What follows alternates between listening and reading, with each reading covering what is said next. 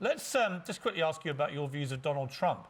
You have a big problem with his arsey, shouty slogans. You don't like his inflammatory rhetoric. And in your next sentence, you call him a bully, a misogynist, and a racist, and says he won't call a Nazi, and you yourself start to use incredibly inflammatory language. So, which is it? Do you like inflammatory rhetoric? What was inflammatory? Or do you not like it? Well, you called him what was inflammatory? You call what was inflammatory? You call the President of the United States a bully, a misogynist, and a racist.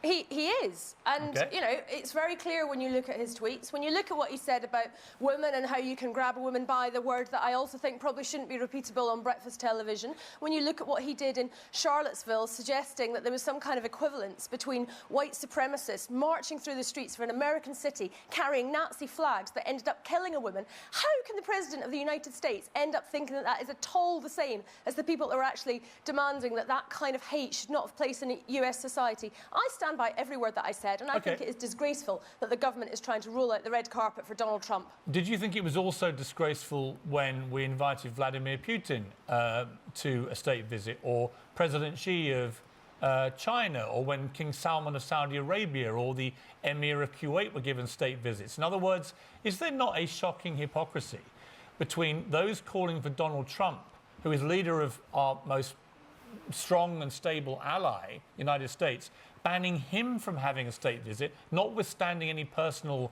dissatisfaction with him, but allowing all these other people, who most, I think, independent observers would see as 10 times worse, rolling out the red carpet for them?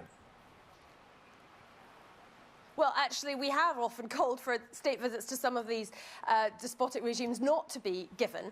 But I think one of the differences that you sort of point out in your question is about how America has been such a strong and stable ally over many years. And in fact, it's worth noting that even with Barack Obama, the state visit was not given so early in his presidency, despite the fact he was an excellent, measured, rational and reliable president. What we've seen in America is the sudden shift from a president and a White House that shares our values to one that I think is frankly dangerous for the world. And to take that shift and then reward it with a state visit, I think is completely wrong. Trump got into trouble after the Parsons Green terror attack when he tweeted, "Another attack in London by a loser terrorist. These are sick and demented people who are in the sights of Scotland Yard, must be proactive." All hell broke loose, everyone's screaming about him, etc., etc. What was your view of that tweet? Well, he seemed to allude to having had either some kind of security briefing that he, shared, or indeed didn't know what he's talking about. And, I think we have seen, I mean, we could discuss, Trump's Twitter usage. I mean, there's probably a PhD in that. But, he's hardly measured with his use of those 140 characters. He will jump on anything that he thinks, fits his particular worldview, and then doesn't say a word about all sorts of atrocities and natural disasters and emergencies in other parts of the world where people have brown skin. Right.